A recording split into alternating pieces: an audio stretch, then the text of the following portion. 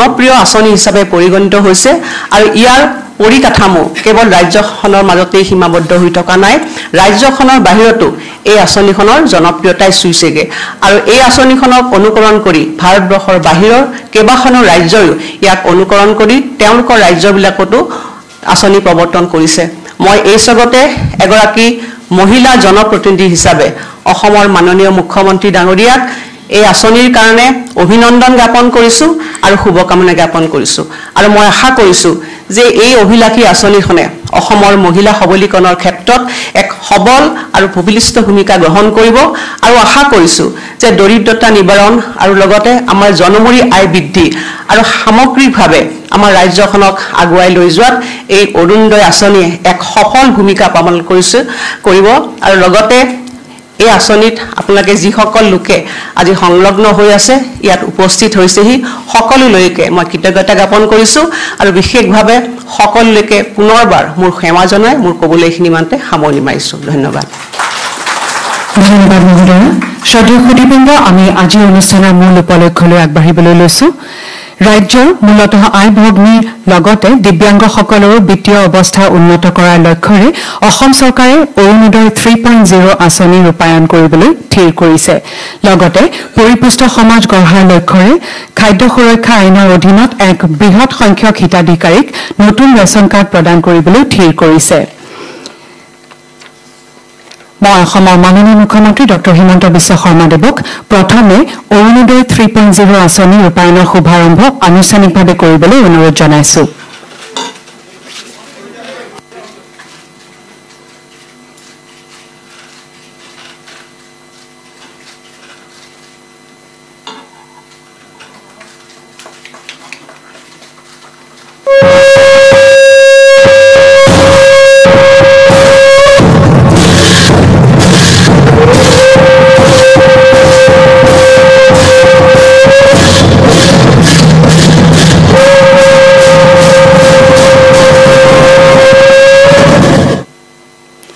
ধন্যবাদ মহাশয় এইবাৰ মই মাননীয় মুখ্যমন্ত্ৰী মহোদয়ক নতুন ৰেচন কাৰ্ড প্ৰদান প্ৰক্ৰিয়াৰ আনুষ্ঠানিক শুভাৰম্ভ কৰিবলৈ অনুৰোধ জনাইছো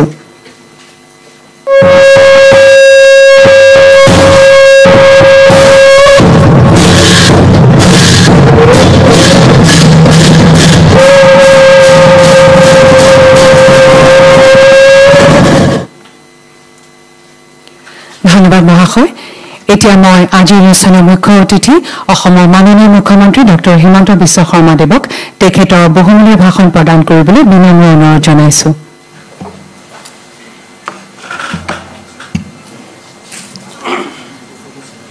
আজিৰ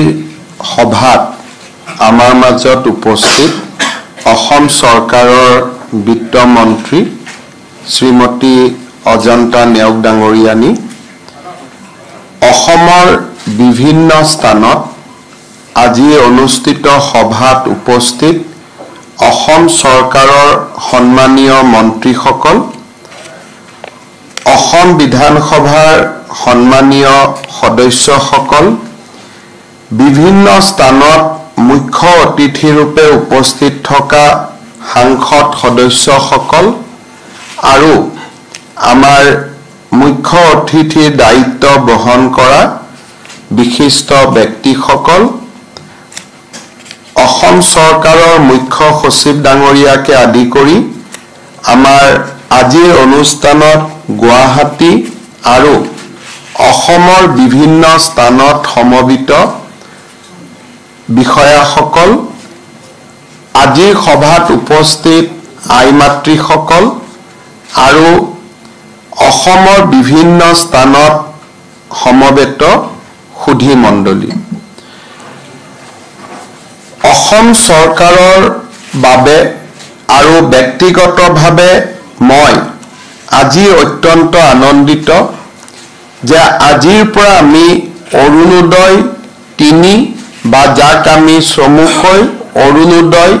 3.0 বুলি কম এই আঁচনিখন অসমৰ ৰাইজৰ বাবে সমৰ্পণ কৰাৰ এটা বিৰল সৌভাগ্য আমি সকলোৱে লাভ কৰিছো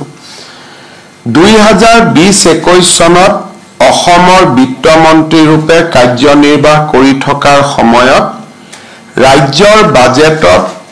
অষ্টাদশ মুকুতাৰ উন্নয়নী মালা হিচাপে প্ৰতি বছৰে আমি 18টা আঁচনি ৰূপায়ণ কৰাৰ বাবে সিদ্ধান্ত গ্ৰহণ কৰিছিলোঁ আৰু সেই সময়তে এই 18খন আঁচনিৰ এক অন্যতম অংগ হিচাপে আমি অৰুণোদয় আঁচনিখনৰ বিষয়েও ঘোষণা কৰিছিলোঁ আত্মনিৰ্ভৰশীলতা আত্মবিশ্বাস আৰু সুদৃঢ় লক্ষ্যৰে অসমক পুনৰ উত্থানৰ পথেৰে আগবঢ়াই নিয়াৰ কথা সৰুগত কৰিয়ে আমি অৰুণোদয় আঁচনিখন ৰচনা কৰিছিলোঁ অৰুণোদয় আঁচনিখন অষ্টাদশ মুকুতাৰ উন্নয়নীমালাৰ সবাতোকৈ আকৰ্ষণীয় মুকুতা হ'ব পবিত্ৰ সদনৰ মজিয়াত ঘোষণা কৰা সকলো আঁচনিৰ ভিতৰত এই আঁচনিখনেই হ'ব সবাতোকৈ শক্তিশালী আঁচনি এই ধৰণে 2020-21 চনত মই অৰুণোদয় আঁচনিখনৰ কথা বৰ্ণনা কৰিছিলোঁ আমি আৰম্ভ কৰিছিলোঁ অৰুণোদয় আঁচনিখন আৰু প্ৰথম অৱস্থাত প্ৰতি মাহে প্ৰত্যক্ষভাৱে আমি 830 টকা দৰিদ্ৰজনৰ বেংক একাউণ্টলৈকে হস্তান্তৰ কৰিছিলোঁ আজিৰ এই মুহূৰ্তত 24.60 লাখ পৰিয়ালে প্ৰত্যেক মাহৰ 10 তাৰিখে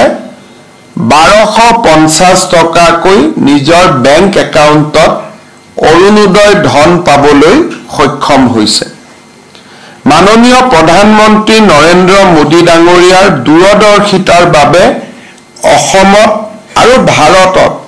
জনধন একাউণ্ট আধাৰ আৰু মোবাইল সংযোগ ব্যৱস্থাৰ আৰম্ভণি কৰা হৈছিল প্ৰধানমন্ত্ৰী ডাঙৰীয়াই হাতত লোৱা জনধন একাউণ্টৰ বাবে আজি আমি প্ৰত্যেক মাহত 24.60 লাখ পৰিয়াললৈ অৰুণোদয় আঁচনিৰ ধন ৰূপান্তৰ কৰিব পাৰিছো আমি 830 টকা কেনেকৈ আমি ৰাইজৰ মাজত ভগাই দিয়াৰ চেষ্টা কৰিছিলোঁ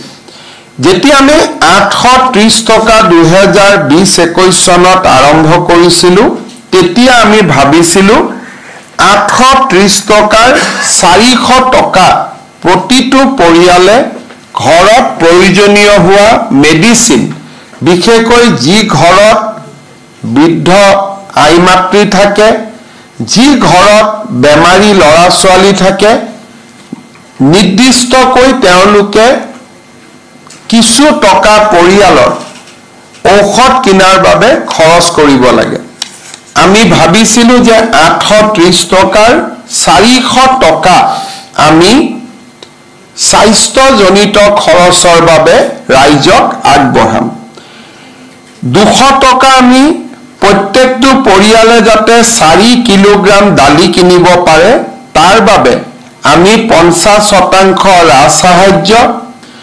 80 টকা ঘৰখনৰ বাবে ক্ৰয় কৰা 4 কেজি চেনিৰ বাবে ব্যয় কৰা মাহিলী খৰচৰ 50% 150 টকা ফল-মূল আৰু শাক-পাচলি কিনিবৰ বাবে আমি 830 টকা ৰাইজৰ ওচৰলৈ আগবঢ়াইছিলোঁ অৰ্থাৎ প্ৰতি কেজি অৰুণোদয় পৰিয়ালে যেতিয়া দালি কিনে তেতিয়া সেই দালিৰ বিপৰীতে আমি 50% অৰ্থাৎ 200 টকা ৰাজসাহায্য দিওঁ আমি ধৰি লওঁ যে এটা পৰিয়ালে প্ৰতি মাহত 400 টকাৰ দালি কিনে 200 টকা ইয়াৰ খৰচ চৰকাৰে দিয়ে 80 টকা 160 টকাৰ তেওঁলোকে চেনি কিনে তাৰ 50% অৰ্থাৎ 80 টকা ৰাজ্য চৰকাৰে আগবঢ়ায় 830 টকাৰ অৰুণোদয়ত দালিৰ খৰচ চাউলৰ খৰচ ঔষধৰ খৰচ আৰু 150 টকাৰ বাবে ফল-মূল আদিৰ খৰচ জড়িত হৈ থাকে যেতিয়া কোভিড আহিলে কোভিডৰ সময়ত আমি চিন্তা কৰিলো যে ৰাইজৰ বিভিন্ন ধৰণৰ খৰচ বাঢ়িছে আমি 170 টকা আমি কোভিড পুষ্ট পৰিবেশত ৰাইজক দিয়া আৰম্ভ কৰিলো কোভিডৰ পিছতো এই 170 টকা আমি প্ৰত্যাহাৰ কৰা নাই এতিয়ালৈকে এই 170 টকা নিৰন্তৰভাৱে ৰাইজে পাই আছে 2022 চনত ৰাইজৰ মাজত এটা অভিযোগ আহিলে যে বিদ্যুতৰ খৰচ বাঢ়িছে তেতিয়া আমি হিসাব কৰিলো যে এটা পৰিয়ালে বিদ্যুতৰ বাবদ দৰিদ্ৰ পৰিয়ালে কিমান খৰচ কৰে আমি পালো যে তেওঁলোকে 500 টকা ইলেক্ট্ৰিচিটিৰ কাৰণে খৰচ কৰে বিদ্যুতৰ মাচুল দিয়াত খৰচ কৰে দৰিদ্ৰ পৰিয়ালে তেতিয়া আমি ইলেক্ট্ৰিচিটি বোৰ্ডক যদি 250 টকা ডাইৰেক্টলি দি দিলোহেতেন তেতিয়া ইলেক্ট্ৰিচিটি বোৰ্ডে ৰাজসাহায্য দিব পাৰিলেহেতেন কিন্তু আমি চিন্তা কৰিলো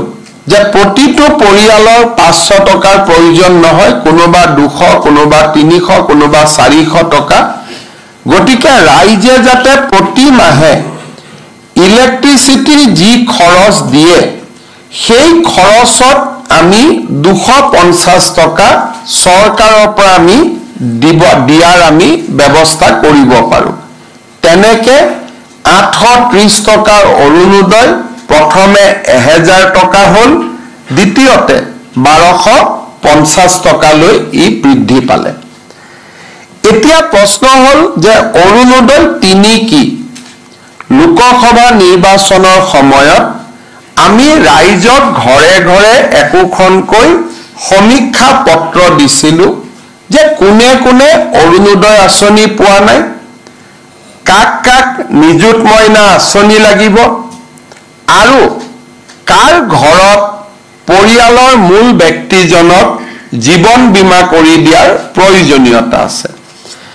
এই তিনিখন আঁচনিৰ ফৰ্ম পপত্ৰ যেতিয়া আমি ৰাইজক দিছিলো তেতিয়া বহুতে ইয়াক লৈ হুলস্থুল কৰিছিলে বাতৰি কাকত মিডিয়াত বিৰোধী পক্ষই সমালোচনা কৰিছিলে কিন্তু আমাৰ মনত এটা ধাৰণা আছিল যে যদি আমি গম নাপাওঁ যে কিমান মানুহে কোন আঁচনি এতিয়াও পোৱা নাই আমি কেনেকৈ আঁচনি প্ৰস্তুত কৰিম সমীক্ষা চৰকাৰে কৰা সমীক্ষাত সকলোৱে কৰবাত নহয় কৰবাত ভুল দেখা পায় যদি ঘৰে ঘৰে গৈ আমি এটা নিৰ্বাচনক ৰাজনীতি হিচাপে নাৰাখি নিৰ্বাচনক যদি আমি সমাজ সেৱালৈ ৰূপান্তৰ কৰো তেতিয়া হলে আমি সমাজক আগবঢ়াই লৈ যোৱাৰ সুযোগ পাম আমি সেই ধৰণে ৰাইজৰ মাজত আমি জৰীপ আৰম্ভ কৰিলো যে কেনেকৈ অৰুণোদয় আঁচনি বা আন তিনিটা আঁচনিত আমি ৰাইজক জড়িত কৰিব পাৰো ৰাইজৰ লগত কথা বতৰা পাতোতে আমি অনুভৱ কৰিলো যে প্ৰায় 10 লাখ পৰিয়ালে অৰুণোদয় বিচাৰে কিন্তু তেওঁলোকে অৰুণোদয় আঁচনি পোৱা নাই আজি অৰুণোদয় 3ৰ জৰিয়তে যদিও 10 লাখ মানুহৰ প্ৰপত্ৰ আমি পাইছিলো আমি ধৰি লৈছিলো যে হয়তো আমাক ৰাজনৈতিকভাৱে সমৰ্থন নকৰা কিছু পৰিয়ালে প্ৰপত্ৰ পূৰণ কৰাও নাই সেইবাবে আমি এটা চিন্তা কৰিলো যে আমি প্ৰত্যেকটো সমষ্টিতে 10,000 এভাৰেজ কৰবাত সমষ্টিত বেছি মানুহ আছে অলপ বেছি পাব কম মানুহ আছে কম পাব এভাৰেজ 10,000 অৰ্থাৎ আমি 12,60,000 পৰিয়ালক অৰুণোদয় আঁচনিৰ সুবিধা নতুনকৈ দিয়াৰ ব্যৱস্থা কৰিম ইয়াৰ অৰ্থ কি হ'ব যে কম আৰু বেছি পৰিমাণে প্ৰত্যেকটো সমষ্টিতে আৰু 10,000 হিতাধিকাৰীয়ে অৰুণোদয় আঁচনি পোৱা আৰম্ভ হ'ব অৰুণোদয় 3ৰ আৰু এটা লক্ষ্য আছে বিভিন্ন সময়ত আমি যেতিয়া অৰুণোদয় আঁচনিৰ হিতাধিকাৰীসকলক ফোন কৰো বিভিন্নজনে তেওঁলোকৰ টেলিফোন নাম্বাৰটোত ফোন কৰাৰ পিছত তেওঁলোকে কয় যে আমি অৰুণোদয় লাভ কৰি থকা নাই আমাৰ নম্বৰটো আন কোনোবাই ব্যৱহাৰ কৰিছে বহুত ক্ষেত্ৰত যি মানুহে বা পৰিয়ালে অৰুণোদয় পোৱাৰ পিছত অসমৰ বাহিৰলৈ বিভিন্ন কাৰণত গুচি গৈছে, আমি বেংকৰ একাউণ্টৰ পৰা দেখা পাওঁ যে আমাৰ অৰুণোদয় ধন কেতিয়াবা অসমৰ বাহিৰত বাস কৰা লোকেও লাভ কৰে। হয়তো অৰুণোদয় প্ৰথম পোৱাৰ অৱস্থাত তেওঁলোক অসমত আছিল, এতিয়া ট্ৰান্সফাৰ হ'ল বা কৰ্মসূত্ৰে আন জাগালৈ গ'ল, কোনোবা ফেক্টৰীত কাম কৰি আছিল, এতিয়া তেওঁলোক বাহিৰলৈ গ'ল। বাহিৰৰ স্থানতো অৰুণোদয় ধন হস্তান্তৰিত হয়। আৰু এটা কথা আমি দেখা পালো যে আধাৰৰ লগত যদি আমি ইয়াক লিংক নকৰোঁ, তেতিয়াহ'লে এই ব্যক্তিজন অৰুণোদয় হিতাধিকাৰীজনৰ প্ৰত্যেকজনৰ বিপৰীতে আমাক যদি কোনোবাই ডাটা সোধে, হয়তো বিধানসভাত কেতিয়াবা আমি পৰিসংখ্যাও দিব নোৱাৰিম, কাৰণ কেতিয়াবা কোনোবাই ভুৱা নামতো বেংক একাউণ্ট সৃষ্টি কৰি অৰুণোদয় ধন লৈ থাকিব পাৰে। অৰুণোদয় ৩ৰ উদ্দেশ্য হ'ল অৰুণোদয় ১ আৰু অৰুণোদয় ২ত আমি যিসকল হিতাধিকাৰীক দিছিলোঁ আৰু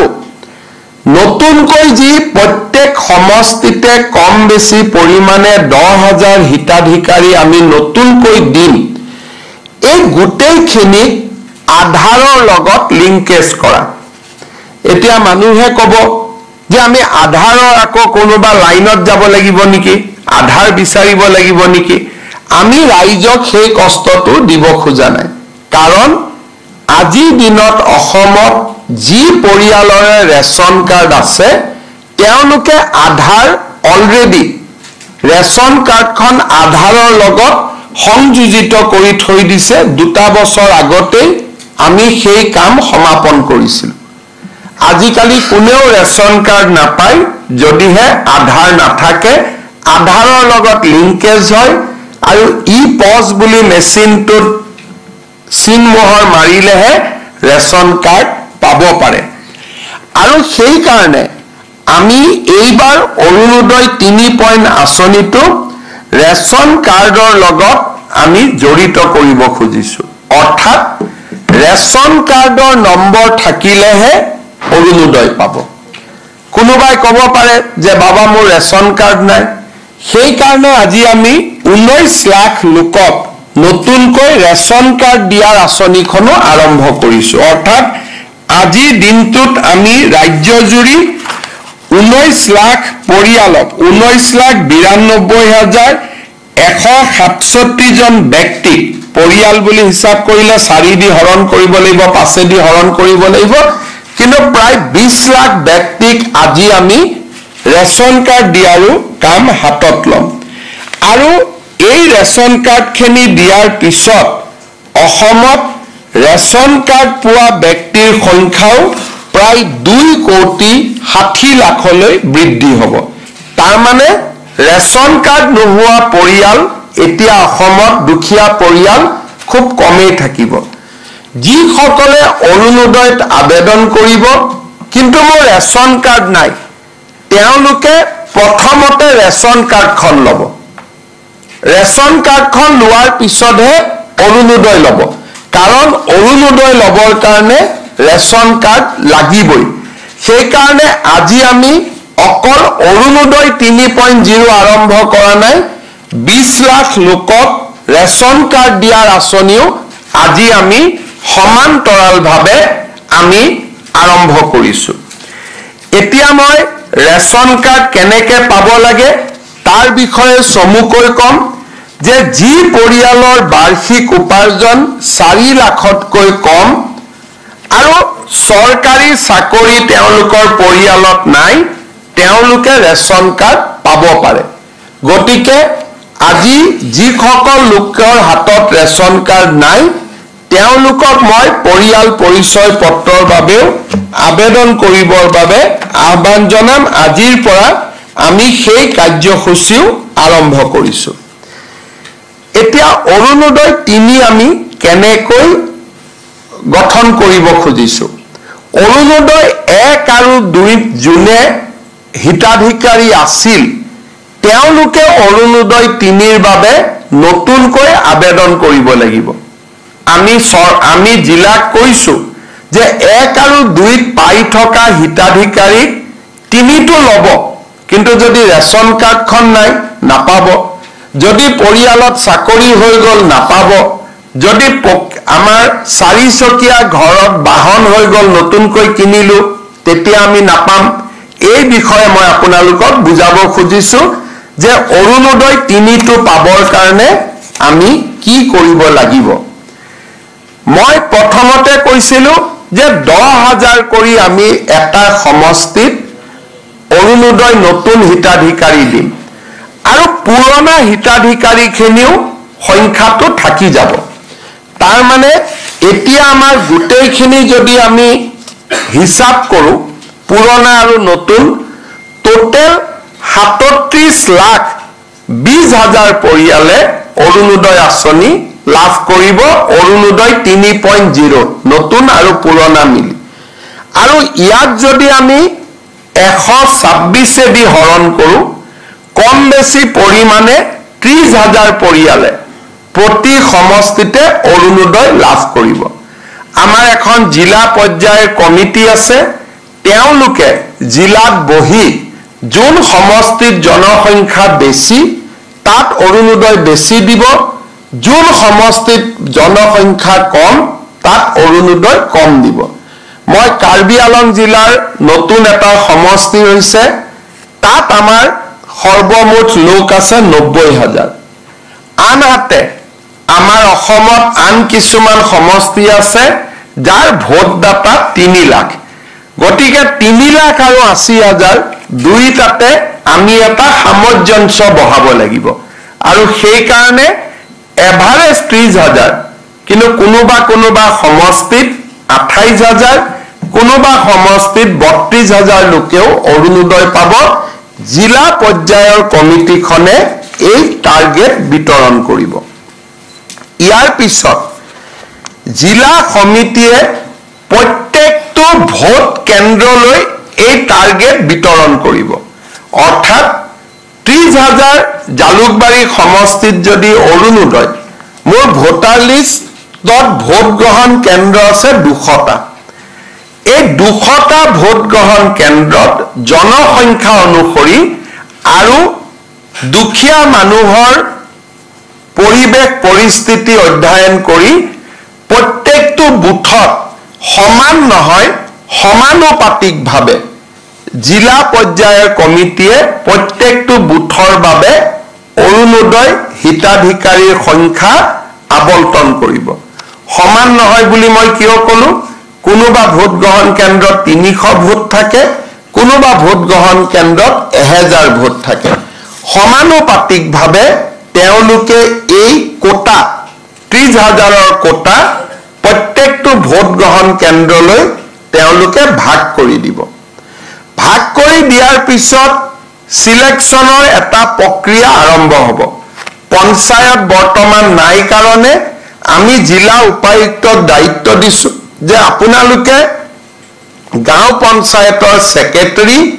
আৰু 4 জন মনোনীত ব্যক্তিক লৈ গাঁও সভাখন পৰিচালনা কৰিব এতিয়া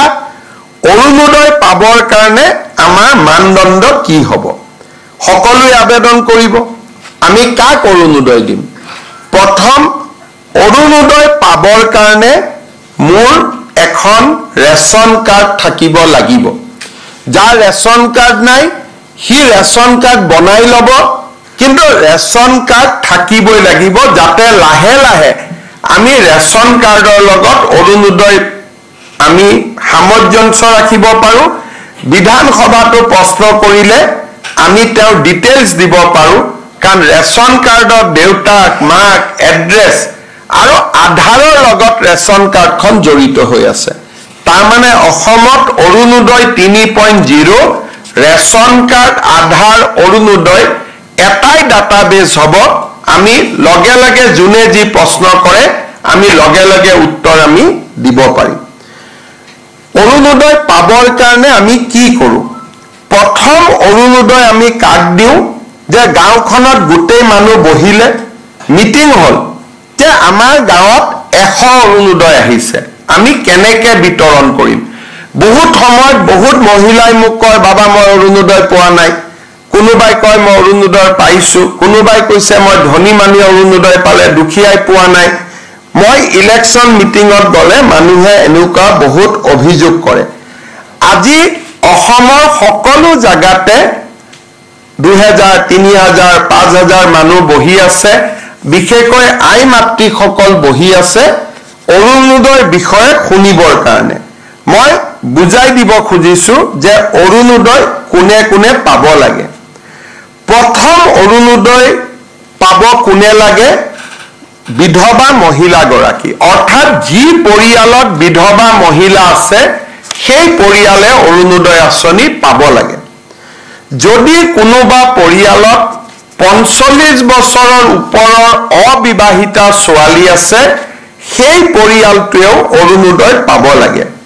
কোনোবা পৰিয়ালত যদি বিবাহ বিচ্ছেদ হোৱা মহিলা আছে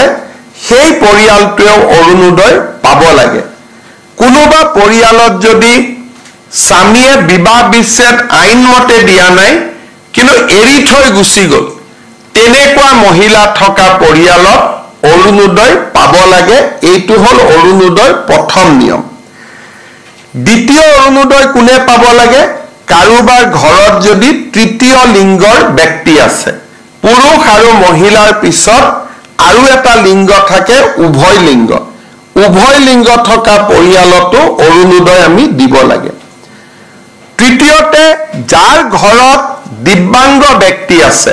কাৰণ পৰিয়ালটোৱে দিব্যাংগ ল'ৰা ছোৱালী এটাক চাবৰ কাৰণে খৰচ কৰিব লাগে দিব্যাংগ ব্যক্তি থকা পৰিয়ালক আমি অৰুণোদয় দিব লাগে তৃতীয় চৰকাৰী বৃদ্ধাশ্ৰমত যিসকল আইতা থাকে সেই আইতা সকলক আমি অৰুণোদয় দিবই লাগে তৃতীয়তে যাৰ ঘৰত এইডছৰ বেমাৰী আছে থেলাছেমিয়া আছে হিমোফিলিয়া আছে চেৰিবেল পালসি আছে কুষ্ঠ ৰোগ আছে অটিজিম আছে এওঁলোকৰ পৰিয়ালতো আমি অৰুণোদয় দিব লাগে কোনোবা মহিলা যদি ভিক্ষা কৰি জীৱন নিৰ্বাহ কৰে তেওঁলোককো ডিসি সকলে বিচাৰি উলিয়াই অৰুণোদয় দিব লাগে আৰু এইখিনি মহিলাক অৰুণোদয় দিয়াৰ পিছত যিখিনি বাকি থাকে সেইখিনি যাৰ বাৰ্ষিক উপাৰ্জন 2 লাখ টকাতকৈ কম তেওঁলোকে অৰুণোদয় আঁচনি পাব পাৰিব অৰ্থাৎ প্ৰথমতে বিধবা ডাইভোৰ্স মহিলা দিব্যাংগ ব্যক্তি থকা পৰিয়াল আৰু বেমাৰী ব্যক্তি থকা পৰিয়াল HIV থেলাছেমিয়া হিমোফিলিয়া আৰু ভিক্ষা কৰি খোৱা আই মাতৃ সকলক আগত অৰুণোদয় দি যিখিনি বাছি ৰব সেইখিনি আমি দুখীয়া পৰিয়ালক অৰুণোদয় দিম 2 লাখ টকাতকৈ যাৰ আৰ্থিক উপাৰ্জন কম ৰেশন কাৰ্ডৰ ক্ষেত্ৰত আমি 4 লাখ টকাৰ মৰ্যাদা ৰাখিছো যে 4 লাখ টকা বাৰ্ষিক উপাৰ্জন হলেও ৰেশন কাৰ্ড পাব কিন্তু অৰুণোদয় 2 লাখ টকা বাৰ্ষিক উপাৰ্জন হলে অৰুণোদয় পাব তাতকৈ বেছি টকা উপাৰ্জন কৰা পৰিয়ালে অৰুণোদয় নাপায় ৰেশন কাৰ্ডৰ ক্ষেত্ৰতো আমি এটা নিয়ম কৰিছো যে 2 লাখৰ তলৰ পৰিয়ালক প্ৰথমতে ৰেশন কাৰ্ড দিহে বাকি থকা ৰৈ যায় তেতিয়াহে আমি 4 লাখলৈকে যাম নহলে আমাৰ মানদণ্ড 2 লাখ টকাতে সীমাবদ্ধ হ'ব এতিয়া অৰুণোদয় কোনে কোনে নাপাব এই বিষয়ে আমি জনাটো উচিত আমাৰ মন্ত্ৰী বিধায়ক প্ৰাক্তন মন্ত্ৰী প্ৰাক্তন বিধায়ক এওঁলোকৰ পৰিয়ালে অৰুণোদয় নাপায় পঞ্চায়তী ৰাজৰ বৰ্তমানৰ সদস্য বা কোনোবাই যদি মেম্বাৰ অহা ইলেকশ্যনত জিকে বা প্ৰেসিডেন্ট সেক্ৰেটাৰী জিকে তেওঁলোকে নিজৰ নাম অৰুণোদয়ৰ পৰা বাদ দিব লাগিব আজিৰ দিনত পঞ্চায়ত নাই সকলোৱে ল'ব পাৰিব কিন্তু যদি তেওঁলোকে ভৱিষ্যতে পঞ্চায়তৰ মেম্বাৰ সদস্য প্ৰেসিডেন্ট হয় অৰুণোদয় আজি ললেও তেতিয়া তেওঁলোকে অৰুণোদয়টোৰ পৰা নিজৰ নাম গুচাব লাগিব যিসকলে মেম্বাৰ প্ৰেচিডেণ্ট হ'ম বুলি ভাবি থৈছে তেওঁলোকে এই পইণ্টটো মনত ৰাখিব চৰকাৰী চাকৰিয়াল পেছাদাৰী ব্যক্তি শিক্ষক পেঞ্চনাৰ আন কোনেও অৰুণোদয় নাপাব আনকি অংগনবাদী কৰ্মী আশা ৱৰ্কাৰেও অংগনবাদী আমাৰ অৰুণোদয় নাপাব তেওঁলোকৰ কাৰণে আমি বেলেগকৈ চিন্তা চৰ্চা কৰি আছো কিন্তু অৰুণোদয় আঁচনি চৰকাৰৰ পৰা উপাৰ্জন কৰা ব্যক্তিয়ে লাগিলে এটকা উপাৰ্জন কৰক লাগিলে 1 লাখ টকা উপাৰ্জন কৰক তেওঁলোকে অৰুণোদয় নাপাব এইটো হ'ল অৰুণোদয় নিয়ম ঠিকাদাৰে অৰুণোদয় নাপাব আৰু অৰুণোদয় আমাৰ যাৰ ঘৰত 4 চকীয়া বাহন আছে 15 বিঘাতকৈ বেছি মাটি আছে এই ধৰণৰ কেইবাটাও নিয়ম কৰা আছে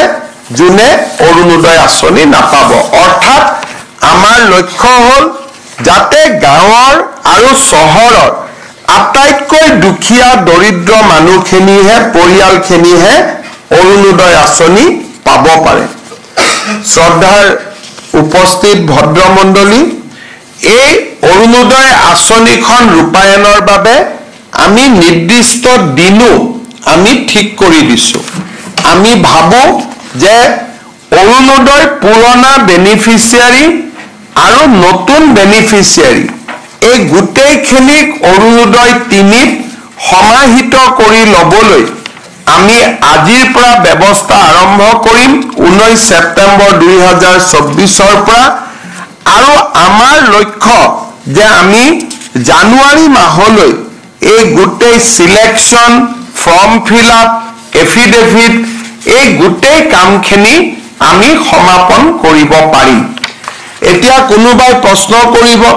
যে জানুৱাৰীত অৰুণোদয় 3 আহিব তেতিয়ালৈকে বৰ্তমানৰ হিতাধিকাৰীসকলে অৰুণোদয় পাই থাকিবনে নাই যেতিয়ালৈকে নতুন অৰুণোদয় তালিকা নাহে তেতিয়ালৈকে পুৰণা হিতাধিকাৰীসকলে অৰুণোদয় পাই থাকিব তাত কোনো চিন্তা নাই কিন্তু পুৰণা হিতাধিকাৰীসকলেও নতুন অৰুণোদয় পাবলৈ নতুনকৈ আবেদন পত্ৰ কৰিব লাগিব কাৰণ অৰুণোদয় 3 কমপ্লিটলি নতুন হ'ব প্ৰত্যেক সমষ্টিত আগতে 20,000 পৰিয়ালে অৰুণোদয় পাই আছিল এতিয়া আৰু 10,000 পৰিয়ালে পাব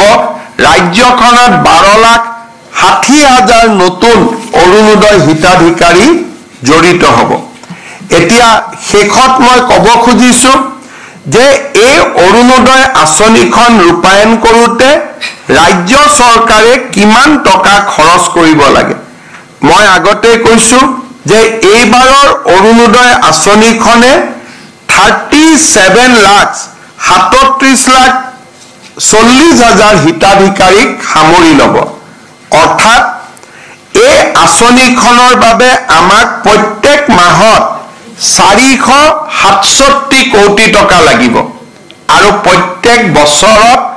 5,604 টকা আমাক লাগিব 5,604 কোটি টকা প্ৰত্যেক মাহত 467 কোটি টকা আৰু প্ৰত্যেক বছৰত 5,600 কোটি টকা আমাৰ স্বাধীন অসমত এনেকুৱা ডাঙৰ আঁচনি 5,500 কোটি টকীয়া আঁচনি কেতিয়াও কোনো চৰকাৰে ৰূপায়ণ কৰিব পৰা নাছিল আজি আমাৰ অৰুণোদয় আঁচনিখনৰ পৰা মানুহে শিকি মধ্যপ্ৰদেশত লাডলি বেহেনা স্কিম আৰম্ভ কৰিছে ছত্তীশগড়ত মহতাৰী বন্ধন স্কিম আৰম্ভ কৰিছে কৰ্ণাটকত গৃহজ্যোতি স্কিম আৰম্ভ কৰিছে নাম বেলেগ বেলেগ লৈছে কিন্তু ভাৰতৰ এতিয়া মহাৰাষ্ট্ৰত এইবাৰ এই আঁচনিখন ৰূপায়ণ হৈছে ভাৰতৰ বিভিন্ন ৰাজ্যত এই অৰুণোদয় আঁচনিখন আজি ৰূপায়িত হৈছে ঠিক তেনেকে আজি আমাৰ যদি আমি অলপমান চিন্তা কৰো তেতিয়াহলে ৰেশন কাৰ্ডৰ কাৰণে আমি যদি চাওঁ যে আজি আমাৰ ৰেশন কাৰ্ডত প্ৰতি কেজিত আমাৰ কিমান দাম আমি যদি মই দামলৈকে নগৈ মই যদি ধৰি লওঁ যে 30 টকা প্ৰতি কেজি চাউলৰ দাম, তেতিয়াহ'লে 30 টকাকৈ আজি আমি 19,60,000 ফেমিলিত আমি 19,60,000 লোকক আমি ৰেচন কাৰ্ড দিম। ৰেচন কাৰ্ড দিয়া মানে তেওঁলোকে 5 কেজিকৈ চাউল বিনা পইচাত তেওঁলোকে প্ৰত্যেক মাহত পাব। 5 কেজিক যদি 30 টকাকৈ 150 টকা ধৰি লওঁ আৰু 19,60,000 পৰিয়ালক যদি আমি নতুনকৈ ৰেচন কাৰ্ড দিছোঁ, তেতিয়াহ'লে এই টকা 441 কোটি টকা প্ৰতি মাহত হ'ব। আপোনালোকে খালি এটা 44 কোটি টকা প্ৰতি মাহত যাবগৈ। আৰু যদি 2,85,60 লাখ লোকক ধৰি লওঁ, কিমান টকা হ'ব পাৰে 150 টকাকৈ প্ৰতি মাহত পূৰণ কৰিলে আপোনালোকে নিজে চিন্তা কৰি চাব পাৰে। দুখীয়া দৰিদ্ৰ মানুহক আজি আমি 3টা সহায় ডাইৰেক্টলি কৰিছোঁ, যি আগত কেতিয়াও সম্ভৱ হোৱা নাছিল। অৰুণোদয় 1260 টকা, চাউলৰ বাবদ প্ৰায় 200 টকা, আৰু চিকিৎসাৰ কাৰণে আয়ুষ্মান ভাৰত, আয়ুষ্মান অসম কাৰ্ডৰ জৰিয়তে বছৰি 5 লাখ টকা। আগতে দুখীয়া মানুহক এই ধৰণে ডাইৰেক্টলি সহায় কৰাৰ চৰকাৰৰ হাতত কোনো আঁচনি নাছিল। মই বৃদ্ধ পেঞ্চন, বিধৱা পেঞ্চনৰ কথা নকওঁৱেই। 3টা ডাঙৰ আঁচনি, ৰেচন কাৰ্ড, আয়ুষ্মান ভাৰতৰ কাৰ্ড, কাৰণ ৰেচন কাৰ্ডখন দেখুৱালে আয়ুষ্মান ভাৰতো আমি চিকিৎসা কৰিব পাৰোঁ। 5 লাখ টকাৰ বছৰি ৰেচন কাৰ্ডত 5 কেজি চাউল আৰু 1260 টকা, 1250 টকাৰ অৰুণোদয়। 3টা প্ৰত্যেক মাহত আমাৰ চৰকাৰে দুখীয়া দৰিদ্ৰ মানুহক ডাইৰেক্টলি আজি সেৱা কৰিব পাৰিছে। বেমাৰ হ'লে এতিয়া মাটি বিক্ৰী কৰিব নালাগে, মধ্যভোগীৰ পৰা টকা সুদত ল'ব নালাগে। 5 লাখ টকালৈ আমাৰ মেডিকেল কলেজতে হওক, ডিষ্ট্ৰিক্ট হস্পিটেলতে হওক আমি চিকিৎসা কৰিব পাৰোঁ। চাউল মুঠিৰ বাবে ৰেচন কাৰ্ডখনৰ আমি সহায় ল'ব পাৰোঁ, আৰু 1250 টকা অৰুণোদয়েৰে বিদ্যুতৰ মাচুল, দালি, চাউল আৰু সৰু সুৰা চিকিৎসাৰ খৰচৰ ব্যয় আমি বহন কৰিব পাৰোঁ। আৰু চৰকাৰে এই কামবোৰ কৰি থকাৰ কাৰণে আজি আমাৰ ৰাজ্যখনৰ 80 লাখ পৰিয়াল দৰিদ্ৰতাৰ সীমাৰেখাৰ পৰা বাহিৰলৈ আহিব পাৰিছে। মই পুনৰ এবাৰ অসম চৰকাৰৰ বিত্ত বিভাগ মন্ত্ৰী অজন্তা নেওগ ডাঙৰীয়ানী আৰু অসম চৰকাৰৰ খাদ্য আৰু অসামৰিক যোগান বিভাগ মন্ত্ৰী ৰঞ্জিত দাস, বিষয়াবৰ্গ আৰু এই অৰুণোদয় আঁচনি ৰূপায়ণৰ লগত জড়িত হৈ পৰা সকলো চৰকাৰী বিষয়া কৰ্মচাৰীক মই আজি এই দিনটোত অভিনন্দন জনাইছোঁ। ছেপ্টেম্বৰৰ 19 তাৰিখে এই কাম হাতত লৈছোঁ। নৱেম্বৰৰ ভিতৰত ৰেচন কাৰ্ড দিয়া আমি শেষ কৰিব লাগিব, আৰু জানুৱাৰী মাহৰ ভিতৰত আমি অৰুণোদয় হিতাধিকাৰীৰ নিৰ্বাচনৰ প্ৰক্ৰিয়া আৰু ফৰ্ম ফিল আপ, এফিডেভিট, পৰ্টেললৈ নাম অনা, এই গোটেই প্ৰক্ৰিয়াবিলাক আমি সমাপন কৰিব লাগিব। লোকসভা নিৰ্বাচনত অৰুণোদয়ক লৈ মই প্ৰতিশ্ৰুতি দিছিলোঁ 100 দিনৰ ভিতৰতে, নিৰ্বাচন হৈ যোৱাৰ 100 দিনৰ ভিতৰতে এই প্ৰতিশ্ৰুতি আজি আমি পূৰণ কৰিবলৈ পাই সঁচাকৈয়ে গৌৰৱ অনুভৱ কৰিছোঁ। শেষত মই এটা বিষয়কৈ সামৰণি মাৰিছোঁ। যোৱা মাহত আমি এই ধৰণেই নতুন এটা আঁচনিৰ কাম হাতত লৈছিলোঁ, সেইটো হ'ল নিযুত মইনা আঁচনি। এতিয়া আমি আপোনালোকক জনাব খুজিছোঁ, এই নিযুত মইনা আঁচনিৰে যিবিলাকে এইবাৰ কলেজত নাম লগাইছে তেওঁলোকক 1000 আৰু 1250 টকা মাহিলী, আৰু ইউনিভাৰ্চিটিত নাম লগোৱা ছোৱালীসকলক আমি 2500 টকা আমি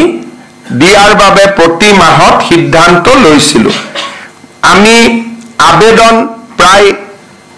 সেকেন্ডাৰী পৰ্যায়ত আৰু গোটেইখিনি মিলি ডিগ্ৰী ইউনিভাৰ্চিটি মিলি আমি 1,60,000 ছোৱালীৰ নিযুত মইনা আঁচনিৰ বাবে আমি আবেদন পাইছিলো আৰু 10 অক্টোবৰৰ আগতে নিযুত মইনা আঁচনিৰো আমি প্ৰথম ইনষ্টলমেন্ট বিতৰণ কৰাৰ কাম আমি আৰম্ভ কৰিম তাৰ বাবেও আমাৰ প্ৰক্ৰিয়া আৰম্ভ হৈছে অৰ্থাৎ ইলেকশ্যনৰ এসপ্তাহৰ 100 দিনৰ ভিতৰতে আমাৰ অৰুণোদয় নিযুত মইনা আঁচনিৰ প্ৰতিশ্ৰুতি আমি পূৰণ কৰিলো আৰু অহা বছৰ যি আমি আৰু 2025 চন 24 চন এই সময়ছোৱাৰ ভিতৰত বাকি যেটো প্ৰতিশ্ৰুতি আছে জীৱন বীমা এক্সিডেন্ট বীমা এই ক্ষেত্ৰতো আমি কাম হাতত লম মই পুনৰ এবাৰ সকলোকে শুভেচ্ছা জনাইছো আমাৰ আজি বহুত গৰমো আছে গৰমৰ মাজতো মই টিভি স্ক্ৰিনত দেখা পাইছো অসমৰ বিভিন্ন স্থানত আই মাতৃসকল উৎসাহেৰে সৈতে ইয়াতে থিয় হৈছে আৰু মিটিঙলৈকে আহিছে প্ৰায় 36 ডিগ্ৰী গৰম আছে দিছপুৰত গাঁৱতো আৰু গৰম হ'ব তথাপিতো আপোনালোক ইয়াত আহি সকলো উপস্থিত হৈছে মই সকলোকে মোৰ ফালৰ পৰা অভিনন্দন জনাইছো আৰু অৰুণোদয় 3 আঁচনিখন যাতে সফল হয় তাৰ বাবে সকলোৰে সহযোগিতা কামনা কৰি মই মোৰ বক্তব্যৰ সামৰণি মাৰিছো ধন্যবাদ জয় হিন্দ বন্দে মাতৰম